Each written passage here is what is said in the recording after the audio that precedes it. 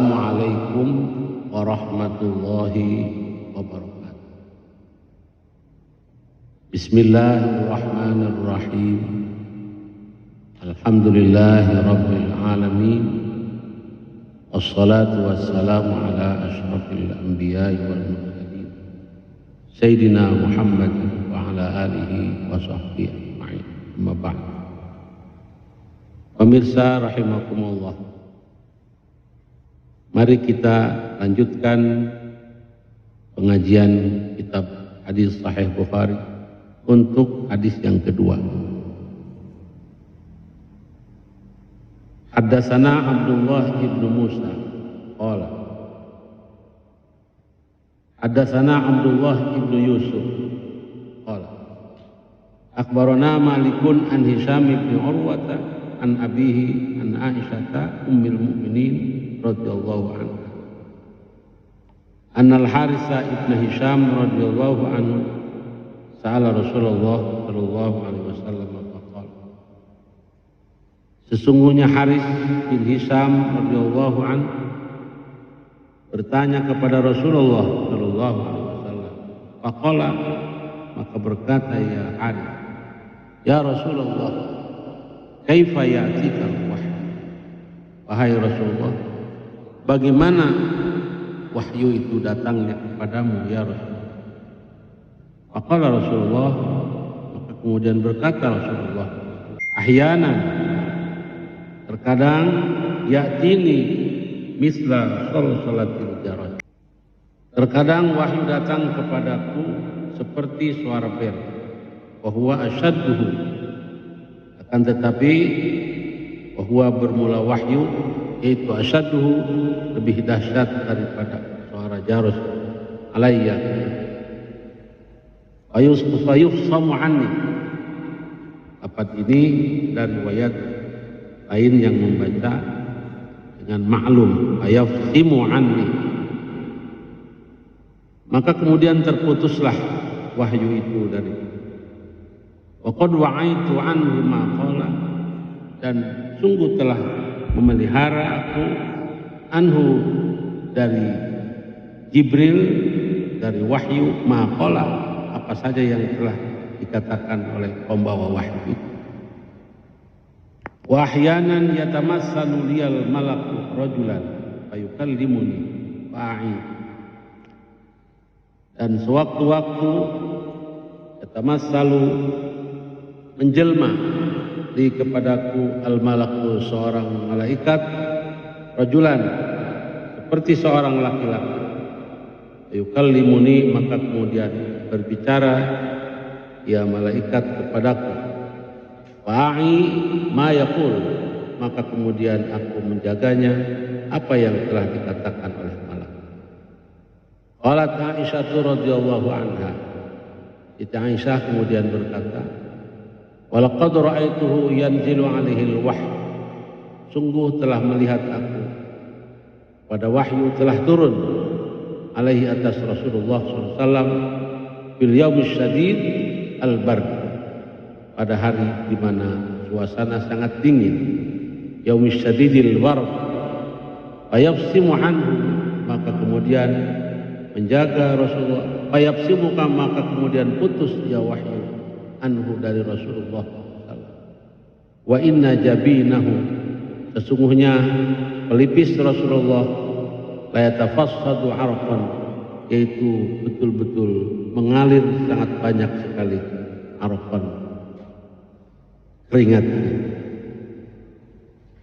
Pemirsa, hadis yang kedua di dalam Sahih Bukhari ini berasal dari gurunya bernama Abdullah bin Yusuf, berkebangsaan Tunisia, salah satu dari muridnya Imam Malik.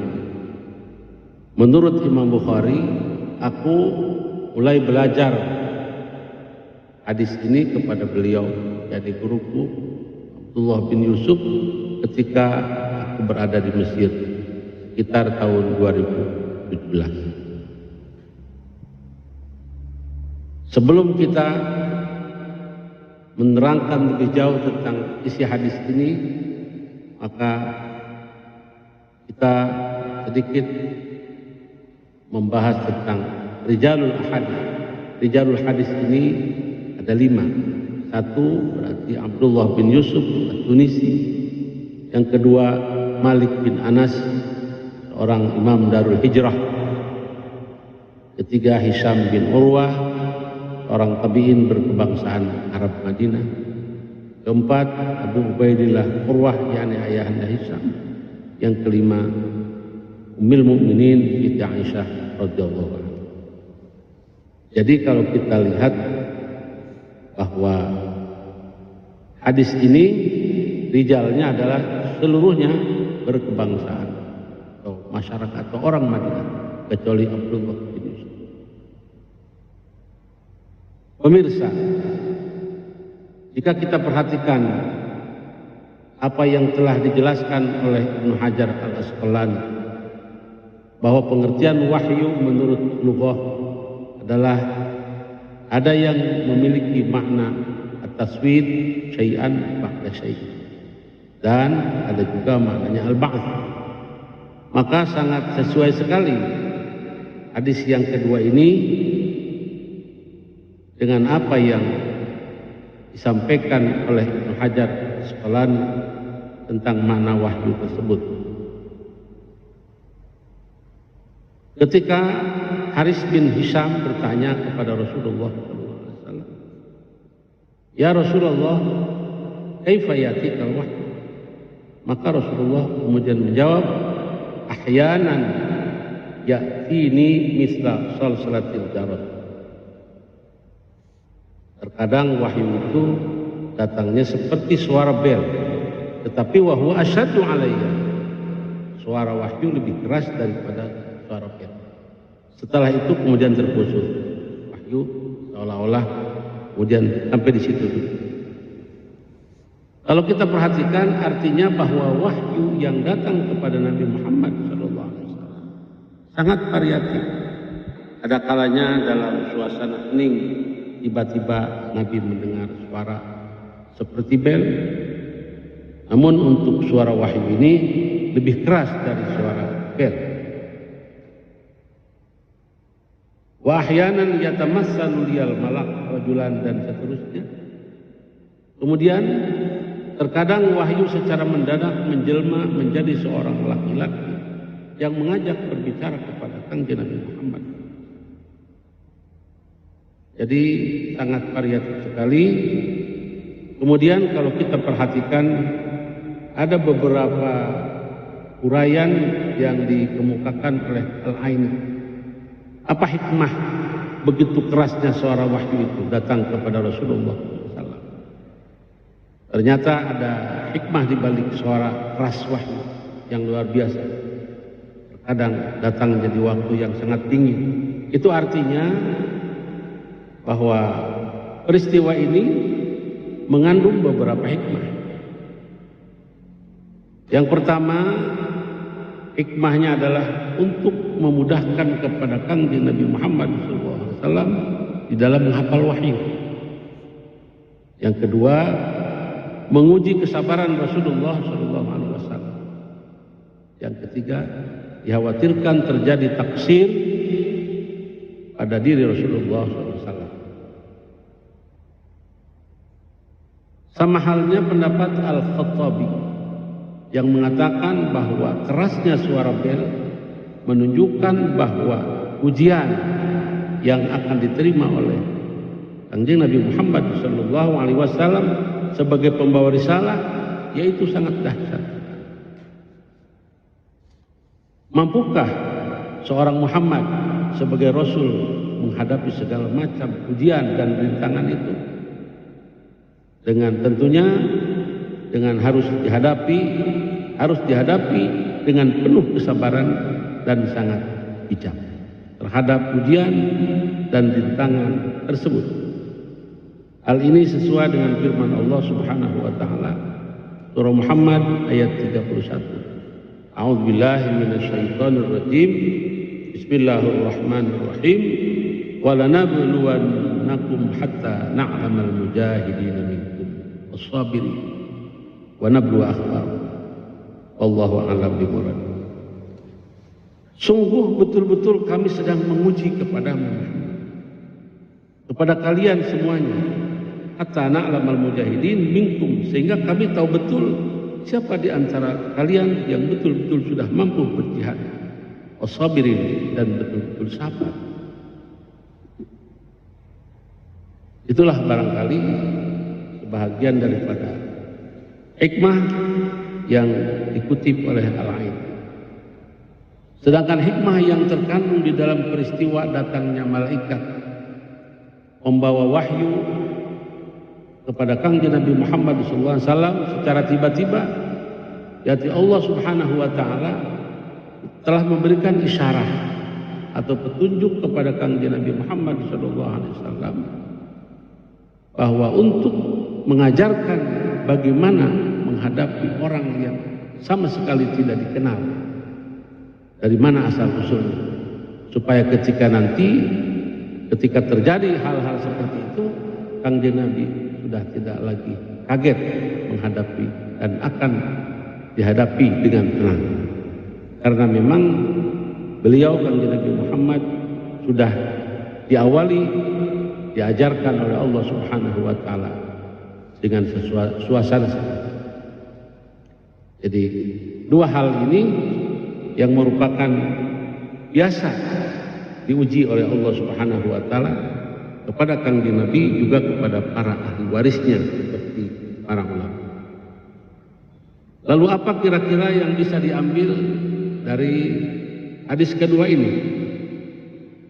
Menurut Al-Aini, di dalam hadis ini terdapat hikmah yang bisa digali, yaitu soal hubungan antara para sahabat dan Kangjeng Nabi. Seperti Haris bertanya kepada Rasulullah SAW, itu kan suasananya sangat familiar. Ketika ada persoalan baru yang belum terjangkau oleh para sahabat, mereka tidak segan-segan bertanya kepada Kangjeng Nabi Muhammad SAW untuk mendapat penjelasan secara detail agar persoalannya menjadi clear.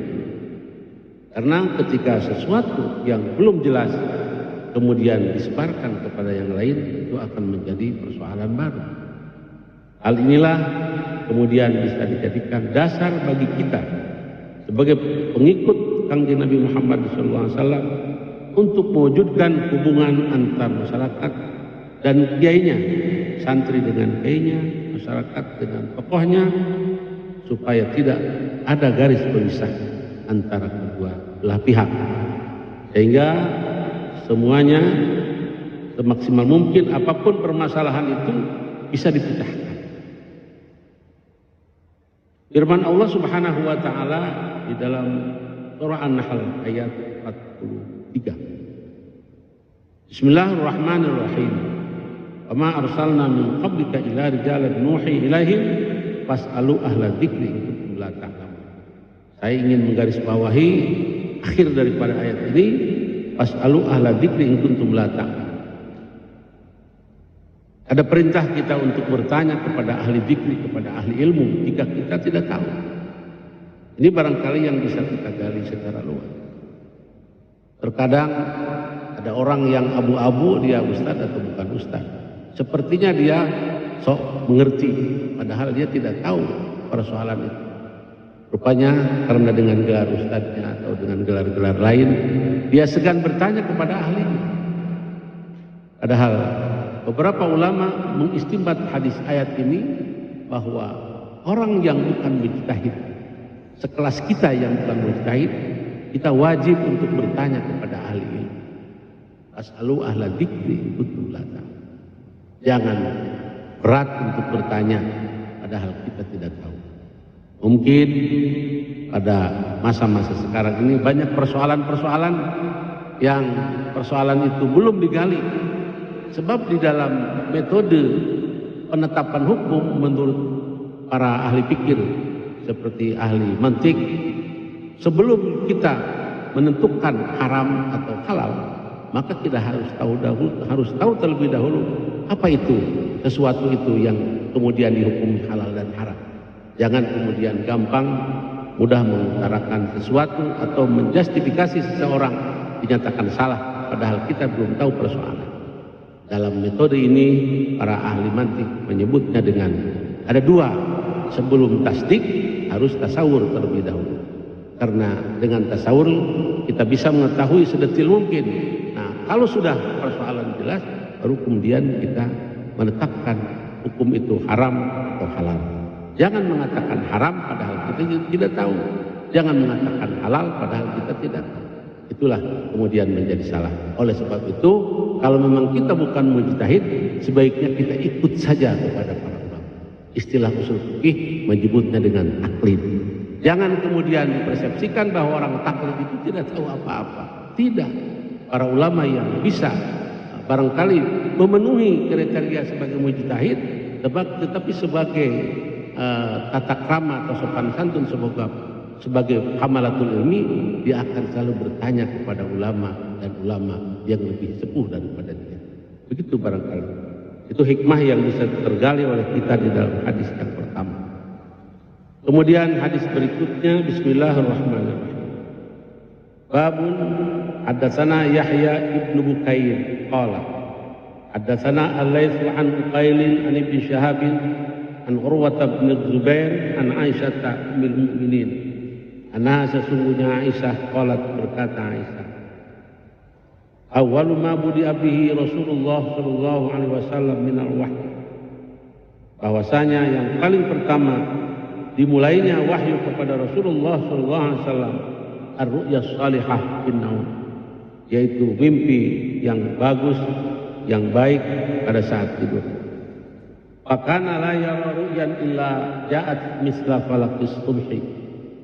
Fakana maka ada Rasulullah la yara, yaitu tidak melihat ya Rasulullah ru'yan akan sebuah penglihatan atau mimpi, illa ja'at kecuali datang mimpi tersebut misla falaqis subhi, seperti halnya suasana di waktu subuh setelah ispirar, kelihatan terang benderang. Subuh tapi akhir subuh. Kalau subuh pas begitu awal waktu mungkin tidak kelihatan. Tapi subuh di sini ada artinya bisa melihat waktu subuh yang terakhir ketika sudah terang suasananya. Dia wal wuduh. Tsumma hubbiba ilaihil khala.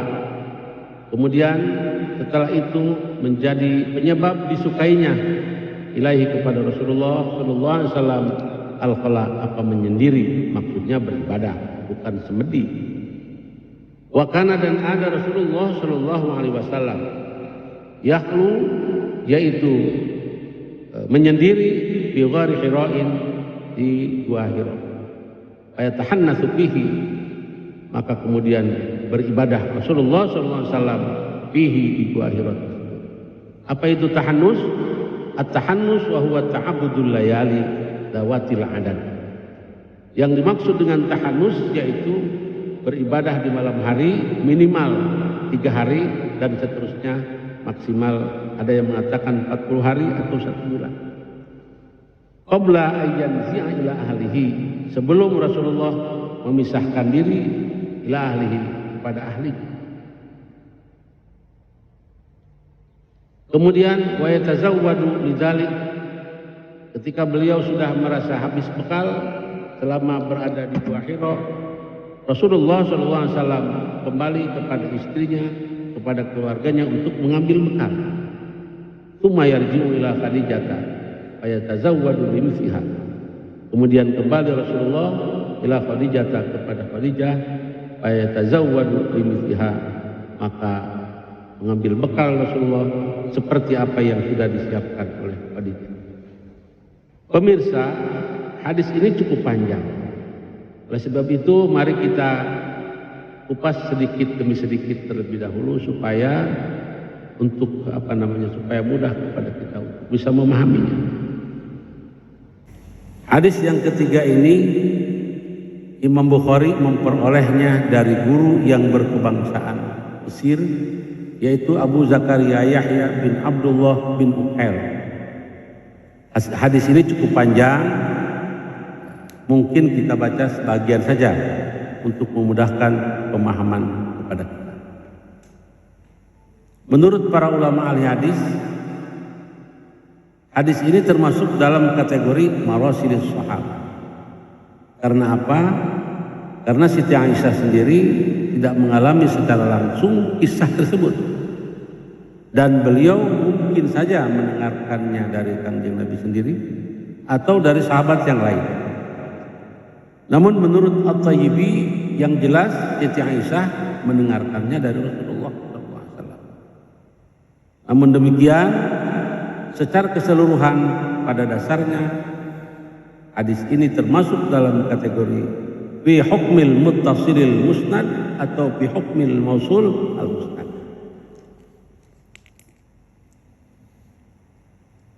Hadis ini menerangkan tentang proses pertama kali datangnya wahyu kepada Rasulullah SAW.